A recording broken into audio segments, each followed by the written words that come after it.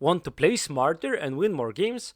These 5 things pro players do every match are easy to implement and will instantly improve your gameplay. To start this off, I will just say that the list will include only the things that you can implement in your games. Good communication, pro level coordination, yes, that's true, but there's no reason to talk about this as this channel's goal is to help you in your games. Let's dive into the first one. 1. Always have a game plan. Look, in Dota there are many factors that can change outcome of the game, but it's always better to have a plan than just playing without it. It starts from the laning stage. You need to ask yourself the questions. Who's gonna be on my lane? Do I need a stick? Do I want to trade early? If yes, I will just buy a salve. If not, perhaps I will just buy tangos to keep trading as the lane goes. Do I control the pull camps? There are a lot of questions you can ask yourself, and having this in your mind will make the laning stage so much easier. A simple question, are we stronger than the enemies, will determine if you want to fight at the bounty runes, and if you do, where it's more likely to find enemies. Understanding mid matchups will also make you consider runes more, or less, depending on it. If you have 2 bottle heroes, it can be very impactful to steal 4-minute water rune, while if neither hero uses the runes well, perhaps you can even ignore 6-minute rune. It doesn't end here though. You should plan your movements ahead of the time. Perhaps your team wants to farm now, but in 2 minutes you will have BKB on your core. Well, get that smoke ready. Do not be the support that makes his whole team wait 30 seconds before you are smoking, just because you didn't plan it. By the way, buy smokes of cooldown. It's one of the most powerful tools, so even if you don't want to use them right away, just save them up. 2. Always playing for objectives. High rank players have objectives in their minds. Always. If they get a kill, they always want to turn that into something. Their rotations are there so they can eventually get objectives. At certain point, you need to start thinking about them. If you can rotate at let's say 10 minutes to get a kill on the lane, perhaps with the catapult you will be able to get the tower. 13 minutes in? Perhaps it's a good idea to smoke into enemy triangle to catch someone there and then set up for 14-minute wisdom shrine. 18:30? I will start warding around the Tormentor area top, so I can smoke my team into that place as soon as the Tormentor is up. We will get a kill and then get the shard. This also includes vision. Placing wards for the Roshan will allow you to see enemies coming. Having vision on Tormentor, even if you aren't the one taking it, will allow you to fight just after enemies take it, or even take Roshan on the opposite side of the map. It can start with small steps, like the ones I just listed.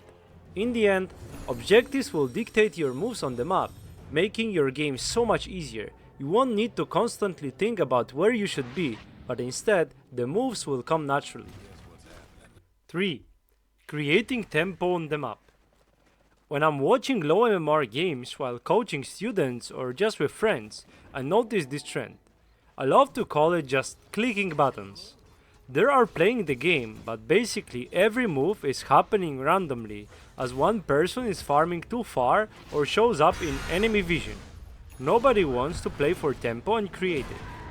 Creating tempo can be as simple as using smoke to catch enemies, but also getting a rune with the mid laner or simply portaling to the enemy side in the laning stage to create 3 versus 2 scenario. This is very simple. It's not like you have to start by scripting your every move for the next 5 minutes. Just think about the consequences that your movement will have. Is your offlaner farming safely and you're not needed on the lane? Perhaps there's another place you could be useful for the next minute. Your actions will have consequences, and if you're the one that is proactive, that will make enemies react to what you do, and then it makes it so much easier to be one step ahead. You force enemy TP? Great, go kill other lanes, they won't have teleport to use. You made enemy carry TP to farm at the wave near the base? Well, enemies can't contest your Roshan or Tormentor now.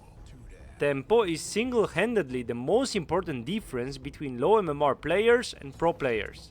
There are so many differences, yes, but that's the biggest one. Number 4. Playing around power spikes. This one is quite simple. Is your team strong? Go fight. If you are not and enemies are, go split them up and avoid fighting. First power spike you get is when your lane hits level 2 before enemies. You've got 2 spells to work with, while enemies have 1. Go abuse that. After that, it all depends on the lane. Sometimes, the earliest power spike you will have is going to be your mid laner's ultimate. If it's a hero with a powerful one, like Pack, Quop or Storm Spirit, go use that one. Help your team get a kill, and in return, he will help you back the next time. It's quite simple, isn't it? Your carry just finished their BKB, go smoke. Or perhaps you just got Aegis. This changes the way you want to play on the map. It is very simple, as you can see. That's why I don't understand why more people aren't playing with that in their mind. A lot of this comes from the lack of plan, so point number 1. Playing around power spikes means also you should start thinking about your enemies. Enemy Axe just got blink. Well, I can guarantee you that he's going to try to kill someone with that. Or maybe enemies don't have a Ravage and Black Hole. Well, that means it's a good time for you to go and try to kill them. Another thing pros always do is adapt their item builds based on the game. They don't just buy the same items every match. If enemy has heavy magic damage, a Lotus Orb or Pipe might come earlier. If your team wants to fight early, you might grab a smaller tempo item instead of rushing greedy late game item. Even as support, pros think about what items will let you help their cores or control the map most efficiently. Every item purchase is part of the plan. 5. Reading the map. This is a skill that high MMR players have. Now, imagine this. Enemy Axe has been farming for a while and it's been 15 minutes. You can't see him, but you can see all the other heroes. That means he's likely to be on the one of the lanes that his heroes are playing around, especially the ones that can help him get a kill. However, if you don't see him and other supports, but enemy Quop is pushing aggressively on the mid lane, well, it's probably a bait. Reading the map is something that will come with the experience, but good players use all the available information to create this invisible, not fogged map in their minds. You can guess and predict where enemies are likely to be with just your Dota knowledge. Enemy Huskar has armlet and is missing? Go scan that Roshan. It's likely he's trying to get it. Clicking enemy heroes to see their items will give you a lot of information as well. Enemy support has 3 smokes. Well, watch out. Or maybe he just walked into your triangle with 3 ops and the next time you see him he has 1. That means it's likely he's used 2 in your triangle area.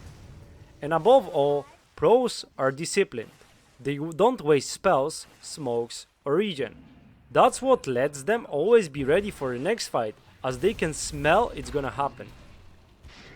That's it for today. I'm hoping this list will help you understand how high MMR players think and start implementing that in your games.